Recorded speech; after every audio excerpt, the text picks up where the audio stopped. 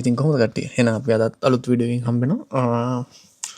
අද අපි වීඩියෝ එකේ ගේන්නන්නේ පොඩි ඉන්ෆෝමේටිව් වීඩියෝ එකක් ලංකාවේ අයට නිව්සීලන්ත වල ඉන්න අයට අලුතින් මේ කොහොමද ඒ කියන්නේ පොඩි ටියුටෝරියල් එකකුත් වගේ කොහොමද ලංකාවේ ඉඳන් IRD නම්බර් එකක් ඒ කියන්නේ දැන් ඔයාලම දන්නවා නිව්සීලන්ත වලට එද්දී මෙහි වැඩ කරන්න නිකන් ඉන්ලන්ඩ් රෙවෙනියු එක තියෙනවානේ. ඒ කියන්නේ ටැක්ස් නම්බර් එකක් ලංකාවේ ටැක්ස් නම්බර් එක ගන්නවා වගේ මෙහි IRD නම්බර් කියලා තමයි තියෙන්නේ. IRD නම්බර් එකක් ගන්න නැතුව ඔයාලට ජොබ් එකක් ලීගලි වැඩ කරන්න බෑ නිව්සීලන්ත වල.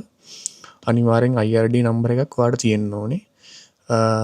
එහෙම නැතුව වැඩ කරන්න ඉතින් කෑෂ් ඉන් හෑන්ඩ් තමයි ඒක ලීගල්. එතකොට ඔයා ඩීපෝට් ගන්න පුළුවන්. ඒක ලීගල් ඇක්ෂන් ගන්නවා එතකොට නිව්සීලන්ත ගවර්න්මන්ට් එකෙන්. ඒ හින්දා මේක මේ මම දන්න දේ මම ඔයගලන්ට කියනවා කියලා හිතුවා. මේ දැන් මේකේ අපි මේ වීඩියෝ එකේ අපි කතා කරන්නේ කොහොමද මේ ලංකාවේ ඉඳන් එනකොට ඔයා IRD නම්බර් එකක් ඇප්ලයි කරලා බැංක් ස්ටේට්මන්ට් බැංක් account එකක් හදන්නේ කොහොමද කියලා ඒ ගැන පොඩි විස්තරයක් ඔයගලන්ට කියන තමයි මේ වීඩියෝ එකෙන් බලාපොරොත්තු වෙන්නේ.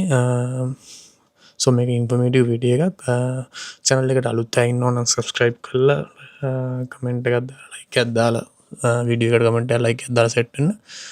දිගටම මේ වගේ වීඩියෝස් කියනවා. එතකොට ඒ වගේ ඊට අමතරව travel videos මෙහෙම food videos එහෙම මේ channel එකේ නිකන් mix හැම වීඩියෝ එකම වගේ දානවා. මේ හින්දා එක තුලා ඉන්න channel එකත් එක්ක පොඩි support එකක් දෙන්න අලුත් channel එක. so guys අපි එහෙනම් යමු කොහොමද මේ මුලින්ම කතා කරමු කොහොමද bank account එකක් අරින්න කියන එක. නිව්සීලන්ත වල bank accounts තියෙනවා banks කීපයක්ම තියෙනවා. අපි බලමු මුලින්ම නිව්සීලන්ත වල තියෙන banks ටික මොනවද කියලා. So guys නිව්සීලන්ත වල තියෙන banks ගැන කතා කරොත් එහෙම banks කීපයක්ම තියෙනවා නිව්සීලන්ත වල. ඒකේ main මේවට තමයි ANZ මම main ටික තමයි ඔයාලට දැන් කියන්නේ. ANZ කියලා බැංක් එකක් තියෙනවා. ASB කියලා තියෙනවා. Bank of New Zealand BNZ කියලා එකක් තියෙනවා. ඊට පස්සේ Westpac New Zealand මේ Westpac කියන්නේ ඕස්ට්‍රේලියාව වලත් තියෙන බැංක් එකක්. කිවි බැංක් කියලා තියෙනවා. TSB බැංක් කියලා තියෙනවා. SBS බැංක් කියලා තියෙනවා. The Cooperative Bank based in Wellington ඔයගොල්ලන්ගේ වෙලින්ටන් තමයි තියෙන්නේ. හාර්ට්ලන්ඩ් බැංක් ඔය වගේ HSBC නිව්සීලන්ත එහෙම ගොඩක් ඒවා තියෙනවා. මේකෙන් මේන්ලි මම රෙකමන්ඩ් කරන්නේ මේ ANZ එකක් හරි ASB එකක් හරි BNZ එකක් හරි හදන්න කියලා තමයි. මට ඔක්කොගේම account තිබිලා තියෙනවා. මේ මම නම් basically මම advice කරන්නේ BNZ එක හොඳ බැංක් එකක්.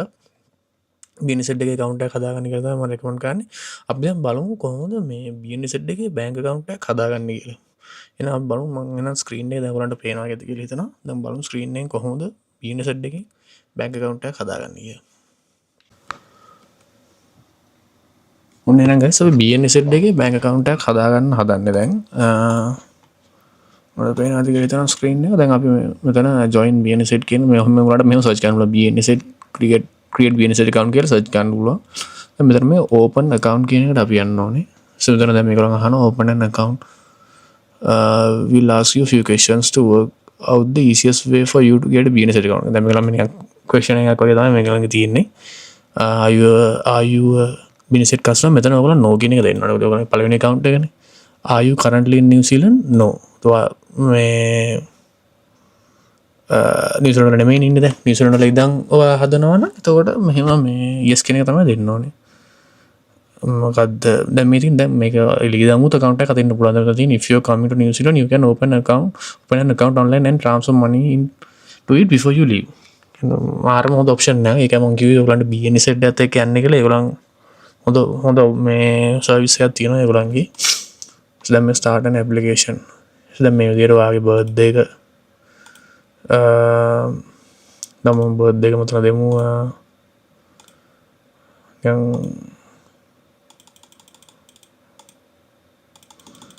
බොරු මේකක් දෙමුකෝ අපි නිකන් වීඩියෝ එකට හින්දා මේ හරි එක දෙන්න නැතුව නිකන් year එක තන දෙමු නිකන් 1996 කියලා දෙමු. දාලා ඊට පස්සේ visa you are traveling so you are intending to use හරි. එතකොට මෙතන දැන් අහන්නේ ඔයගොල්ලෝ visa එක මොකක්ද? ඒතර ඔයගොල්ලෝ work visa වල එන එකෙන් නම් work visa කියලා එක තෝරන්න ඕනේ. student visa එන එකෙන් නම් student කියලා එක තෝරන්න ඕනේ. එතකොට මේ PR හම්බෙලාම එනවා නම් මෙතන මේ නිව්සීලන්ත පාස් ඒක නෙමෙයි. මෙතන අපි PR එකේ අයට සිලෙක්ට් කරන්න ඕනේ මොකද්ද කියන එක නෑ. ඒ කියන්නේ මේ පාස්වර්ඩ් සිට අද කියන එක තමයි උතර දෙන්න ඕනේ මම හිතන්නේ. දැන් මෙතන අපි හිතමු ස්ටඩි කරන්න ඉන්න කෙනෙක් කියලා. එතකොට මෙතන දෙන්න ඕනේ ස්ටුඩන්ට් කියන එක කියලා දීලා සකෝ ගැන මෙතන දැන් ඊළඟට අහනවා වාගේ කෝස් එක මාස 3කට වඩා වැඩිද කියලා. මම හිතන්නේ මාස 3කට අඩු කෝස් වලට මෙහෙට එන්න බෑ දැන් නම්. ඒ රූල්ස් වෙනස් කරලා තියෙන හින්දා yes කියලා දෙනවා මෙතන. මෙතන වාගේ ඉස්කෝලේ දෙනවා. මම දැන් මේ වුරු නිකන් මම ගියේ ඉස්කෝලයක් දෙනවා. ඉනිසෙඩි මේ කියලා දෙනවා. ඊට පස්සේ ඔඩස් මෙතන වාගේ which campus කියලා අපි දැන් මේ ඕක්ලන්ඩ් කියලා දෙනවා මෙතන. වීඩියෝ එකට මේ account type එක මේක individual joint account එක wife එක එතකොට එහෙම තව පවුල ඇත් එක්ක යනවනම් ඔයාලා joint account එකකට යන්න පුළුවන්.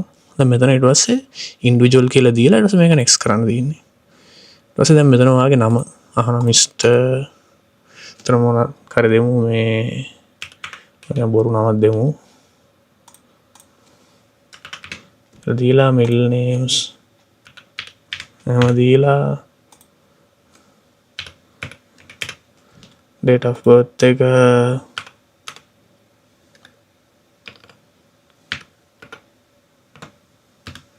මොකක්ද නිකන්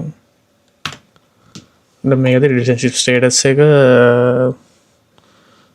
married single නම් single එතකොට ඒක මම උතර single කියලා දෙනවා වීඩියෝ එකට මේකට current passport number එතකොට මම කරේ මොකක් නම්බර් එකක් දීලා ශ්‍රී ලංකා කියලා දීලා මොබයිල් නම්බර් එක ඔයාගේ මෙතන මොබයිල් නම්බර් එක ඔයා දෙන්න ඕනේ මෙහෙ නම්බර් එකක් වත් නැහැ නේද මෙහෙ ඉන්නවනම් මේක දෙන්න +64 දාලා ඒතකොට මෙතනදී ඔයා දෙන්න ඕනේ ඔයාගේ ලංකාවේ ඉඳන් එන හින්දා ලංකාවේ නම්බර් එක +94 දාලා එහෙම දෙන්න ඕනේ දැන් මෙතන දීලා are you New Zealand tax resident නෑ නේද ඒතකොට ඔයාට මෙතන IRD එක තාම නැති හින්දා no කියලා දෙන්න ඕනේ මේ ටික කොහොම ෆිල් කරන සිටිසන්ද නෑ वायन एड्रेस एक न्यूज़ चैनल डाल हम अभी इंटरनेट तीन मुली में एड्रेस के मतलब दान इस physical address the same as resident एक वाग डिपेंडेंट हो अगेन नहीं पूरा गार्ड नो तमाम अगेन नहीं मैं इधर मेरे फील करना तमाम तीन नहीं ये बस से द मेगा नेक्स्ट करना तमाम तीन नहीं मैं नेक्स्ट करना ओगलंड इन्फॉर्मेशन के मतलब मेरे मांग मेगा मैं नेक्स्ट कर यान है ओगलंड मांग रैंडम पेन अन्नोने मेगा මෙතන වෙන් කරන්න ඕනේ කියන එක. ඒක කොහොම තමයි බැංක account එකක් හදන්නේ. ඊට පස්සේ ඔයාලට email එකක් එනවා. මොකද ඒක කරන්න ඕනේ කියන එක activate වෙන්නේ කොහොමද? ඊට පස්සේ activate කරගෙන online ඊට පස්සේ ඔයාලට සල්ලි උනත් දාගෙන එන්න පුළුවන්. දැන් මම recommend ගන්න මේ BNS එක ඇත්තට හොඳ බැංකුවක්. මේ safe second bank ඔක්කොම safe මෙහෙ එහෙම නෙමෙයි. දැන් ඒනට අලුතෙන් හදන එකට BNS එක මම recommend කරනවා. හොඳ බැංකුවක් ඒක. සෝ ඒක එහෙම තමයි වෙන්නේ. දැන් ඊළඟට අපි බලමු මේ IRD එකක් කොහොමද හදන්නේ කියන එක. IRD හදන්න දැන් බලමු IRD නම්බර ගන්නේ කොහොමද කියන එක. මේක අතරම වෙරිම මේ හරිම ඉම්පෝටන්ට් දෙයක්. මොකද IRD නැතුව මුකුත් කරන්න බෑ. ජොබ් එකක් කරන්නත් බෑ. මේ මුකුත්ම කරන්න බෑනේ. ඒ කියන්නේ ලීගල් නේ. ඒ කියන්නේ ටැක්ස් ප්‍රෙසෙන්ට් ගන්න මේවා. එතකොට පුළුවන් නම් ඔයා බැංක් එක හදන්න කලින් මේ IRD නම්බර් එක අර හතරගෙන ඉල්ල කරා නම් හොඳයි. මෙතන ඊට පස්සේ new era දැන් මෙතන මේ Google එකේ search කරාට පස්සේ මෙතන මේ වැටෙනවා මේ IRD number get IRD number New Zealand කියලා search කරාට පස්සේ මම ඉන්නේ කියලා දාන්නේ New Zealand කියන එක තමයි. so මෙතන තියෙනවා මේ new arrival to New Zealand. ඔතන ක්ලික් කරා